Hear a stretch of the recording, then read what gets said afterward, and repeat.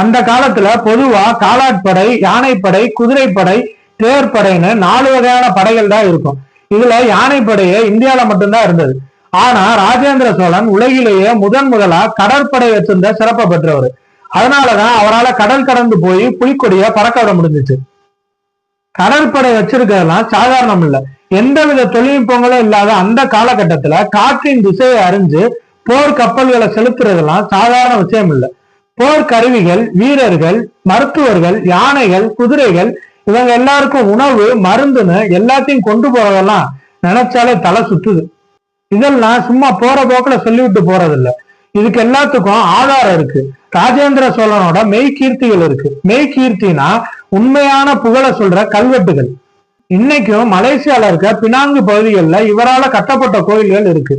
ஸ்ரீ விஜயம்னு சொல்லப்படுற இன்னைக்கு இந்தோனேசியாவின் தலைநகரான ஜகார்த்தா வரைக்கும் இவரோட ஆட்சியின் கீழே தான் இருந்திருக்கு.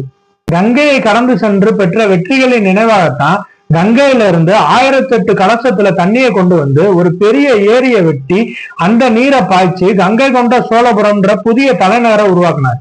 தன்னோட தந்தையோட சிறப்புக்கு களங்கம் இல்லாம அவர் கட்டின தஞ்சை பெருவுடையார் கோயிலுக்கு நிகரா கங்கை கொண்ட சோழபுரம்ன்ற கோயிலையும் கட்டினாரு. அவரோட இந்த வெற்றிகளாலதான் கங்கை கொண்டான், கடாரம் கொண்டான்ற சிறப்பு பெயர்கள்ல ராஜேந்திர சோழன் அழைக்கப்படுறாரு.